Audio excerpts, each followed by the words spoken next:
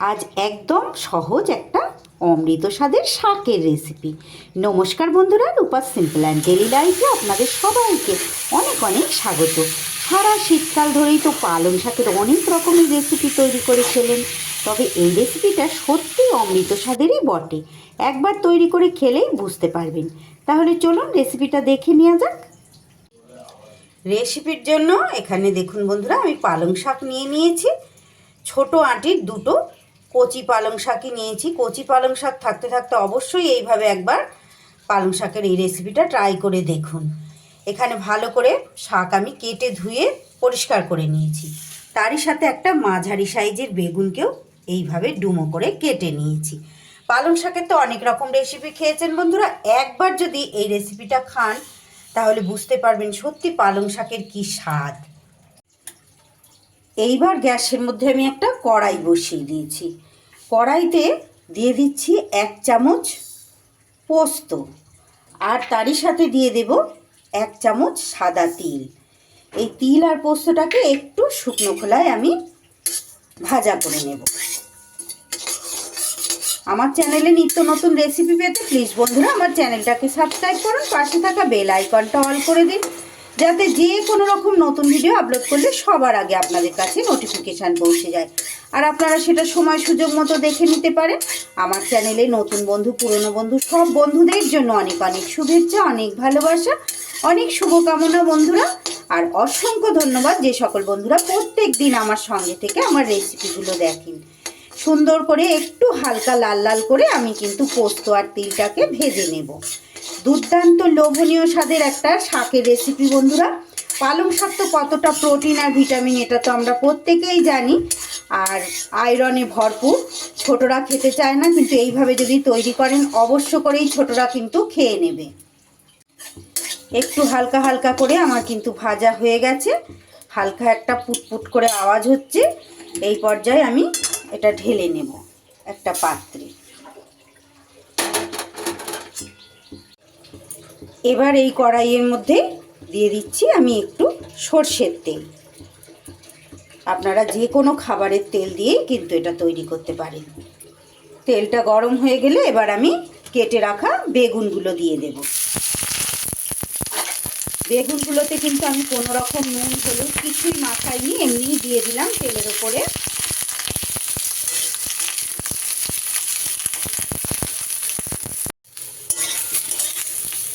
এক দেড় মিনিট বেগুনগুলো এইভাবে একটু আগে নেড়ে চেড়ে তারপরে এইবার আমি নুন আর হলুদটা এখানে অ্যাড করে দেব। শুরুতেই দিয়ে দিলে বেগুনটা একটু বেশি নরম নরম হয়ে যায়, ওই জন্য কিন্তু আমি নুন হলুদটা আগে দিইনি। আপনারা চাইলে আগে থেকে নুন হলুদটা মাখিয়েও রেখে দিতে পারেন। দিয়ে দিচ্ছি খুব সামান্য পরিমাণ হলুদের গুঁড়োও দিয়ে দিলাম নুনের সাথে সাথে। এইবার একটু নাড়াচাড়া করে ভেজে নেব। শীতের বেগুন মানেই কিন্তু প্রচুর তেল টেনে নেয়, পুরো তেলটা কিন্তু আমার টেনে নিয়েছে। এই তেলের মধ্যেই আমি নাড়াচাড়া করে বেগুনটাকে ভেজে নেব। আজকের রেসিপিটা অতি সাধারণ একটা রেসিপি বন্ধুরা, কিন্তু খেতে ভীষণ ভালো হয়। বাচ্চাদের তো শাক পাতা খাওয়ানোই যায় না, বড়রাও অনেকে পছন্দ করেন না, কিন্তু শাক সবজি এসব তো আমাদের খেতেই হয়। মাছ মাংসর থেকেও শাক সবজি খেতে বেশি প্রোটিন, বেশি ভিটামিন, তাই খেতে তো হবেই। এইভাবে যদি করেন, আর শাক খেতে যারা ভালোবাসেন তাদের কাছে তো মনে হবে অমৃত, একদম অমৃত সমান শাকের রেসিপি কিন্তু আজ আমি শেয়ার করছি। একদিন যদি খান এইভাবে তাহলেই বুঝতে পারবেন আমি কতটা সত্যি কথা বলছি। এইভাবেই নেড়ে চেড়ে বেগুনগুলোকে আমি ভেজে নেব। আমার আজকের এই সাধারণ রেসিপিটা যদি ভালো লাগে প্লিজ বন্ধুরা একটা লাইক করে দেবেন। ছোট্ট একটা ভিডিওর শেষে কমেন্ট করে যেতে ভুলবেন না যে আপনাদের কেমন লাগলো। অবশ্যই বাড়িতে এইভাবে ট্রাই করুন, করে খেয়ে দেখুন, তারপরে আমাকে কমেন্ট বক্সে জানিয়ে যেতে ভুলবেন না যে কেমন লাগলো আপনাদের। মাঝারি আছে ওই অল্প তেলেই দেখুন বন্ধুরা কি সুন্দর বেগুনগুলো কিন্তু আমার ভাজা হয়ে গেছে। আমি শুরুতে একদম নুন হলুদটা এই কারণেই দিই না, দেখুন বেগুনগুলো ভাজাও হয়ে গেছে অথচ গোটা গোটা আছে। আর এই অল্প তেল দিয়েই কিন্তু বেগুনগুলো আমার ভাজা হয়ে গেল। আমি এগুলো একটা পাত্রে ঢেলে নিলাম বেগুনের টুকরোগুলো। এইবার আবারও একটু তেল আমি দিয়ে দিলাম কড়াইতে। শাকের রেসিপিতে খুব বেশি তেল লাগে না, আর বেশি তেল দিলে কিন্তু শাকের পুষ্টিগুণটাও নষ্ট হয়ে যায়। দিয়ে দিলাম 2টো শুকনো লঙ্কা ফোড়নে, আর দিয়ে দিচ্ছি খুব সামান্য একটু কালো সর্ষে। ফোড়নটা ভাজা হয়ে গেলে এইবার আমি কেটে ধুয়ে রাখা পালং শাক কিন্তু দিয়ে দিলাম। বেগুনটা কিন্তু আমি মাঝারি আঁচে ভেজেছি বন্ধুরা। শাকটা কিন্তু হাই ফ্লেমে করে দিতে হবে, কারণ শাকের মধ্যে প্রচুর জল থাকে, এটা তো আপনারা জানেন।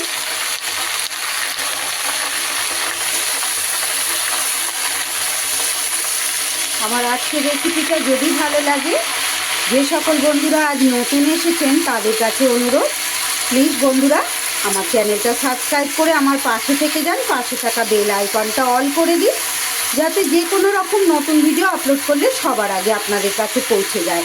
আর ফেসবুক থেকে যে সকল বন্ধুরা দেখছেন তাদের কাছে অনুরোধ, আমার পেজটা একটা ফলো করে আমার পাশে থাকুন। এইভাবে নাড়িয়ে চাড়িয়ে দেখুন আস্তে আস্তে জল অলরেডি রিলিজ হচ্ছে দেওয়ার সাথে সাথে, এটা তো আমরা সবাই জানি। এইবার আমি দিয়ে দিচ্ছি পরিমাণ মতো নুন। শাকে কিন্তু একদম বুঝে শুনে নুন দিতে হয় সব সময়। শাকের রেসিপি করার সময় আমি এটা বলে থাকি, কারণ শাকে নুন হয়ে গেলে কিন্তু একদম খেতে ভালো লাগে না। শাকে যতটা কম নুন দিয়ে রান্না করা যায় শাক খেতে কিন্তু তত ভালো লাগে। শাক একটু মিষ্টি মিষ্টি খেতে ভালো লাগে। ভাতের প্রথম পাতে কি যে লাগে বন্ধুরা, একদম অমৃত স্বাদ লাগবে। আবারও বলছি, অমৃত স্বাদ। এমনকি সকালের ব্রেকফাস্টে রুটির সাথেও কিন্তু এই শাক ভাজাটা আমরা খেয়ে থাকি, ভীষণ ভালো লাগে। রাতে তো শাক খাওয়াটা ঠিক না, তাই সকালের রুটির সাথেও কিন্তু এটা খুব ভালো লাগবে খেতে, আর ভাতের পাতে তো ভালো লাগবেই।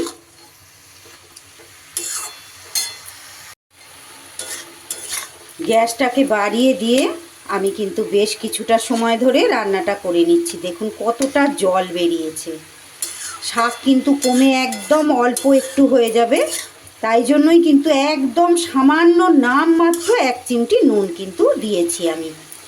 যারা প্রত্যেক দিন রান্না করেন তারা তো জানেনই এগুলো, যারা নতুন নতুন রান্না করছেন তারা তো জানেন না, তাদের উদ্দেশ্যে বারবার এগুলো বলতে হয়।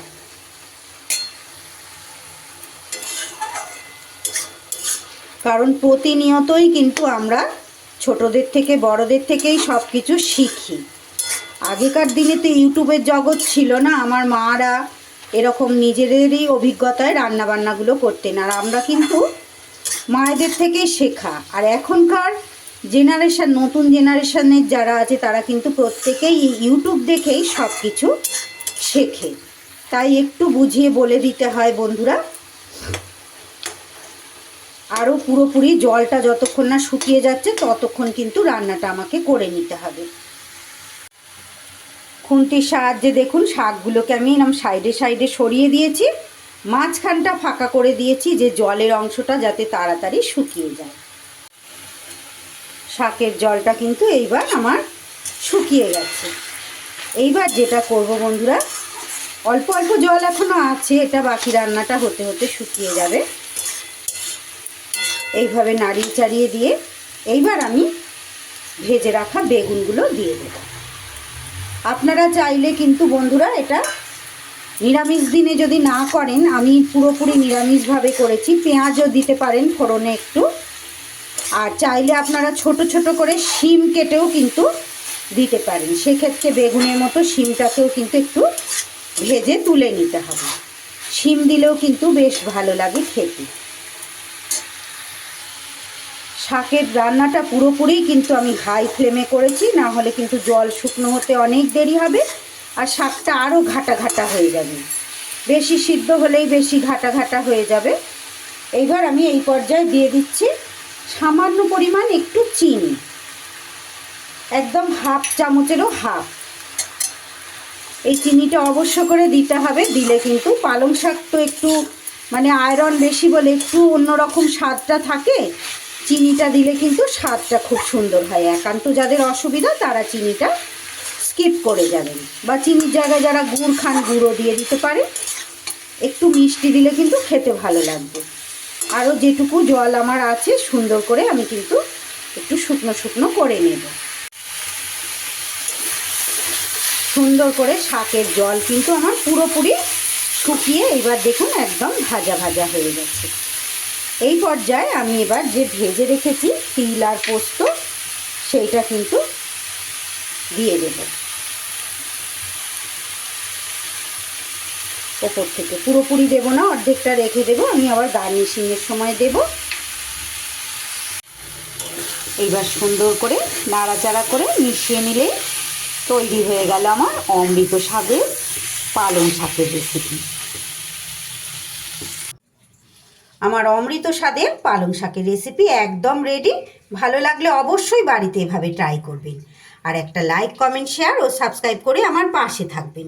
সবাই খুব ভালো থাকবেন, সুস্থ থাকবেন।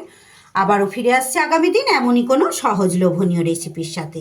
সকলকে অসংখ্য অসংখ্য ধন্যবাদ পুরো রেসিপি আমার সঙ্গে থেকে দেখার জন্য।